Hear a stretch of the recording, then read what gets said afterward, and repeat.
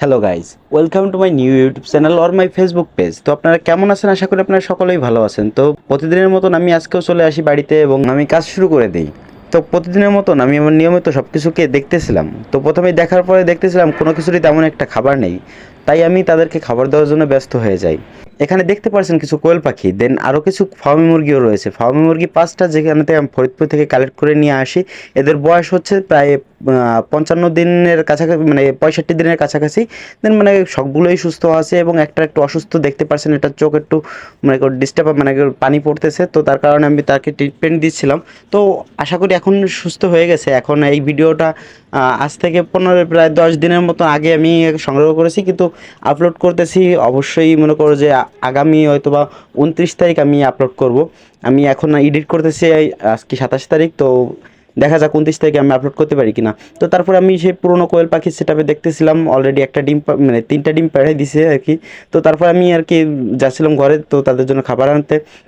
তো খাবারগুলো নিয়ে আসতেছিলাম, নিয়ে আসার পরে সবগুলোকে দিয়ে দিলাম। নিজে একটু খেয়ে চেক করতে চাচ্ছিলাম যে কেমন হয়েছে, মানে বিষয়টাকে ওরা খায় এত সুন্দর করে দেই, আমি একটু খেয়ে দেখি কেমন লাগে। কিন্তু আমি খাইনি, অবশ্য মজা করতে হয়, মজা মানে প্রাণীদেরকে আসলে ভালোবাসলে নিজেও মানে মনটাও ফ্রেশ থাকে, তার কারণে মানে মজা করতেও ইচ্ছা করে। তো এখানে যে কোয়েল পাখিকে আমি খাবার দিচ্ছিলাম, এরা হচ্ছে অলরেডি 55 দিন হয়ে গেছে যে ডিম দিচ্ছে না। আমি বাড়িতে ফোন দিয়েছিলাম, আমি অলরেডি ফরিদপুরেই আছি।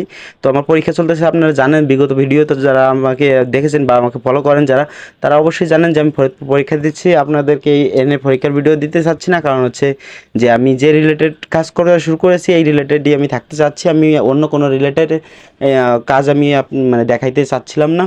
তো এখানে আসছি হয়তো বা আগামী রবিবার, অর্থাৎ সম্ভবত 27 তারিখ পরে, মানে 27 তারিখ কিংবা 28 তারিখ ওরকম হয়তো বা পরে। তো ওই যে মানে যুব উন্নয়নের একটা ভিডিও আপনাদের 29 তারিখ কিংবা 30 তারিখ, 30 তারিখ আমার পরীক্ষা আছে, দেন 31 তারিখও পরীক্ষা আছে। তো 31 না, সরি, 1 তারিখে পরীক্ষা আছে, যেহেতু 30শে মাস, সরি। তো 31 তারিখে মানে 1 তারিখে পরীক্ষা আছে, পরীক্ষাটা দিয়ে হয়তো বা রাত্রেবেলা আমি ওই মানে যুব উন্নয়নের ভিডিওটা আর কি আপলোড করে দেবো, কীভাবে ভর্তি হওয়া যায়, কীভাবে কী দেন মানে কী কী করা যায়, যাবতীয় সব ডিটেলস দেবো। যারা এই ভিডিওতে মনে করো যে মানে লাইক সাবস্ক্রাইব করে রাখবে, তারা অবশ্যই ভিডিওগুলো পেয়ে যাবে। আর না হলে হয়তো বা আমার ভিডিও যদি কখনো সামনে যায়, সেই ক্ষেত্রে আপনারা দেখতে পারেন, কিন্তু আশা করি আপনারা সাবস্ক্রাইব করে রাখবেন। কারণ সাবস্ক্রাইব করে রাখলে হবে কি, আপনার নোটিফিকেশন, মানে আমি ভিডিও আপলোড করার সাথে সাথে আপনি নোটিফিকেশন পেয়ে যাবেন।